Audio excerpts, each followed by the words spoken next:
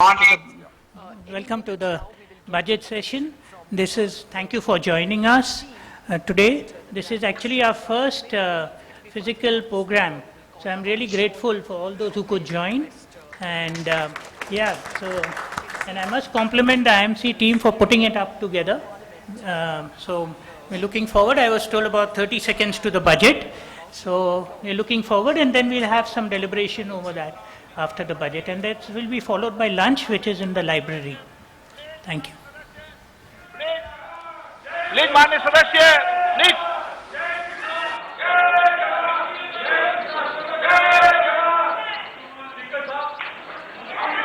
धन्यवाद जी।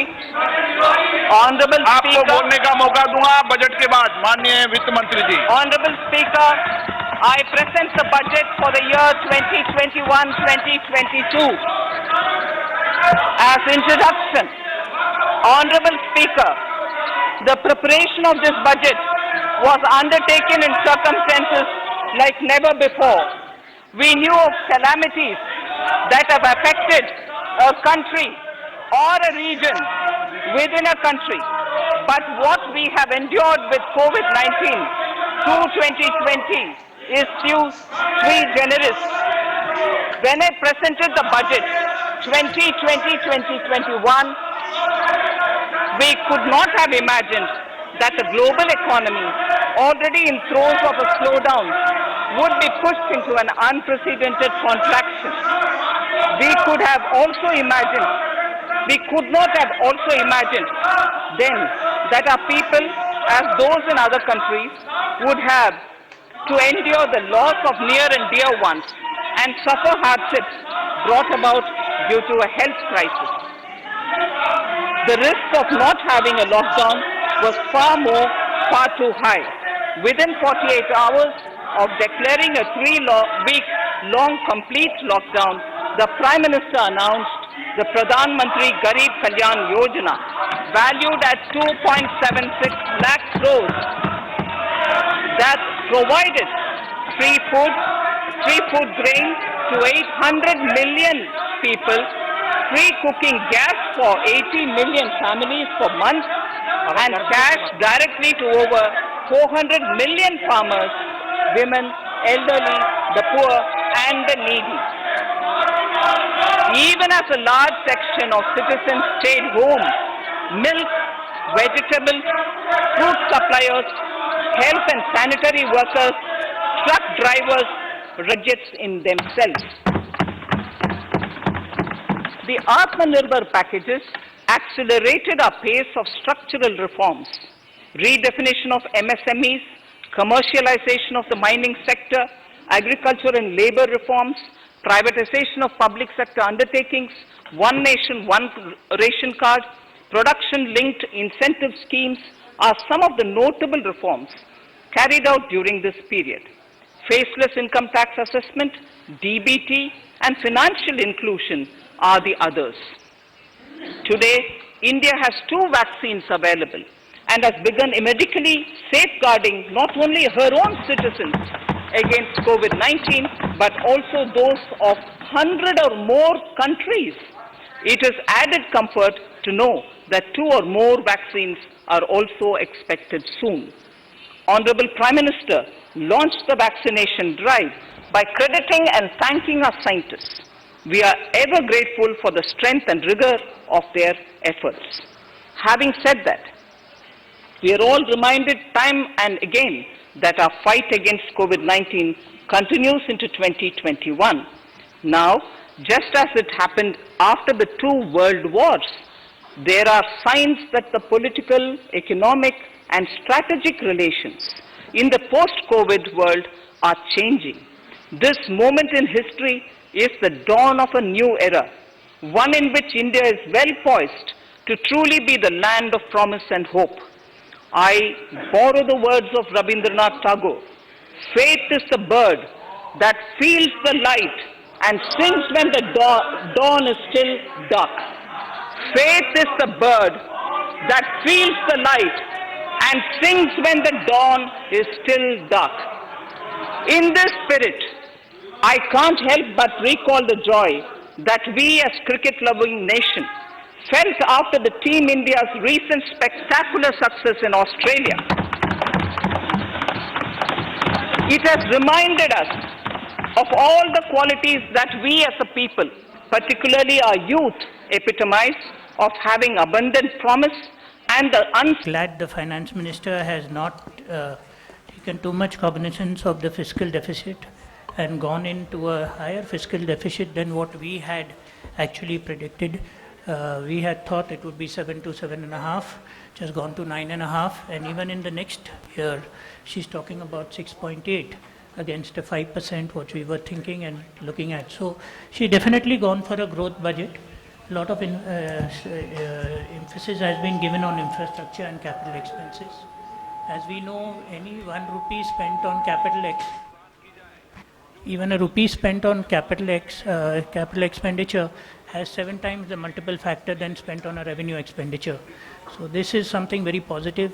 Disinvestment, bad bank, or ARC, let's say it's not a bad bank, or DIF, they are all things which are very positive in the budget. And I must compliment our team in the IMC, because all these were recommendations done by the IMC. I'm sure they've been done by other chambers as well. But we had also covered most of our things which he has mentioned, whether it's healthcare or whether it's the financial. So with that, I'll hand over to Sailesh Bhai, and then we can all have a discussion on the budget. We've got Bhavna Ben, we've got so many other experts for their views. Thank you, President Rajiv. I think this budget has truly been sensational. And I would like to start by giving our finance minister a standing ovation for this extraordinary budget. I would please request that IMC commends this budget as fully worthy of complete implementation in a sincere and very dedicated manner. Look at what she has done, Rajiv. She has accepted almost every proposal that Indian Merchants Chamber has given. So great credit to the tax committee of IMC. Bhavna Ben is here. I don't know if any other member of, there. How are you? Fantastic. What an amazing set of proposals. But this is also a ESG budget in many ways. She has actually listed out 6 capitals which need to be strengthened. It's amazing what she has done. Almost every sustainable development goal has been pushed forward, whether it is human capital, whether it is looking at gender equality, looking at making sure that diversity is taken care of. Every which way, this budget has made a very significant dent to the psychological factors which will lead us to this 11% growth. But look at what is embedded in the budget mathematics. She has taken a deficit of 9.5 crores, but she has underestimated, I think this time for the first time, the revenue side, particularly from PSU divestment. 7 PSUs have been listed for strategic divestment. Now, from that alone, I can see 1 lakh crore coming in. And she has estimated only 1,75,000 crores. So for the first time, there is an inherent bias to improve the fiscal deficit by natural means. And what she has done again is to create, I was telling Anand just before she started, that we need to create a pipeline of how do we create more disinvestment capability. So she has taken that idea, monetization of all excess assets, non-performing assets, of PSUs, of undertakings of everybody, state governments. So there will be a massive amount of privatization which will enable all of us as individuals to participate in ownership of good assets. Cleaning up of NPAs, recapitalization of banks, the provisions for InvITs and making sure that REITs and InvITs are fully protected. No other way to welcome foreign direct investment in infrastructure. No better way.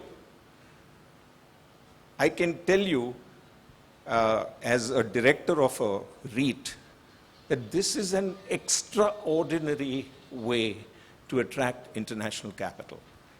And to make all of this exempt in the gift city is a masterstroke. So if an investment activity of foreign bank is transferred to gift city, they will be exempt from tax. Complete. I have not seen the details of the budget, so I don't know what are the proposals for direct taxes, but it seems like she has kept the rates where they are. And all that has been done is to rationalize and make faceless IT-80. What an amazing move towards tax determination. Your return will come 90% filled. आपको कुछ दो तीन चीज भरनी है उसमें, कुछ नहीं. It is an extraordinary movement towards digital tax compliance. But the even deeper message that I got is that India will become a data-led society. In everything, we will be data-led. For everything, data is being captured now. That is why nobody can do फर्जी invoice की चोरी. बंद हो गया. गलत ITC की चोरी. All of that gone. It has to be. I mean, all of us have to give this budget this is just extraordinary. I never expected that everything that we ever dreamt of and recommended will be accepted. Indirect taxes. Look at the way, first time there's a directional change. We have slashed very sensibly some custom duties and levied new custom duties on only things where there had become an impossible burden on Indian industry. Steel is a case in point. They had benefited immensely over the last 2-3 years. Finally, that holiday is over, and now the consumer interest is being taken care of. It's just remarkable the care and the selectivity with which these things have been chosen for reduction. No change. Arvind Bhai, I'm stumped. I don't know what to say. Sorry? But why should anybody have this expectation? We already had a very rational set of, except for the rich class. If you are having income above a certain level, at least we are spared. There is no further tax. I think the expectation of further gain in a year of 9.5% deficit because of extraordinary circumstances would have been a completely, I never expected any reliefs. I said all we need is stabilization, rationalization, and litigation reduction, all of which have been delivered. May I give my opinion? Thank you. Rajiv, fantastic budget. Thank you, sir. President sir, 1 minute. We've got Suresh Bhai with President, us. Please, uncle, please. Suresh, uncle, please. this budget is contextual, structured, sequenced and strategized. This budget has certain very redeeming features. One biggest feature is supply-based stress, which illustrates the leading economist JB says that production creates, that is, the supply creates demand. The background is, today's background is very clear that the world is awaiting the alternate supply. People don't want to depend only on one nation. Under these circumstances, if we increase supply by production incentivizing and all by product diversification, two things. The increase of product, the supply number, all this will help our country to take a big stride in agriculture, in textiles, they are very redeeming features have been given. In agriculture, virtually, the MSP has been raised for a greater compensation. Apart from that, the value additions to the agriculture has been given a weightage.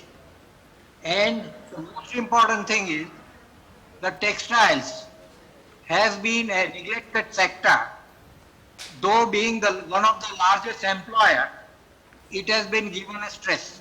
Apart from it, there are a number of good points, but overall, budget is recommendable. Thank you.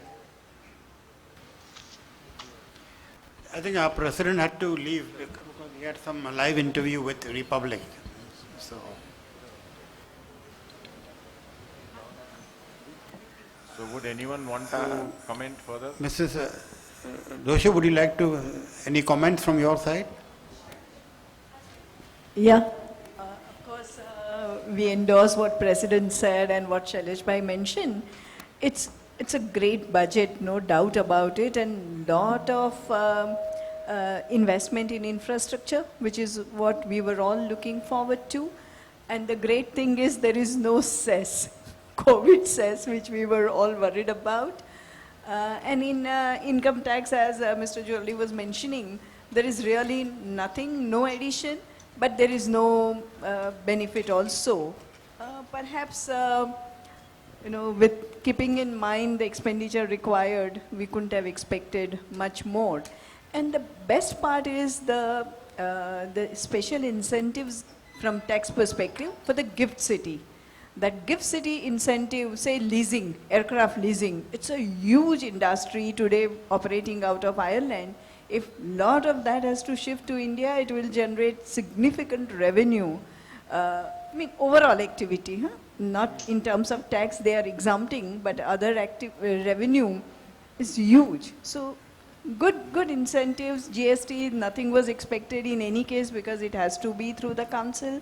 And customs, we were expecting modifications which have come in. So, thank you. I think it has brought stability in the whole, no hiccups or no uncertainties, and so that's a major thing in an era of uncertainty. We've got a stable budget. Just one observation: this reopening of assessments. She has made it 3 years, but. Yeah. Only 50 lakhs and above concealment. No, now, I don't know how many companies would 50 lakhs and above concealment at 10 years. Yeah, that is 10 years. Yeah. So 3 years, 6 years reduced, looks like. Huh? No, 6 years to 3 reduced years. to 3 years. But And for 10 years, only if... 50 lakhs per year. No. Of 50 lakhs. But is that amount 50 lakhs?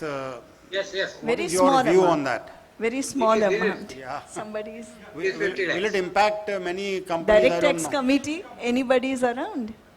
No, okay. Yeah, one good thing is this whole budget is actually, in a sense, rolling budget, because several plans are for 3 years to be spent over a period of 3 years. So it's, in a sense, rolling.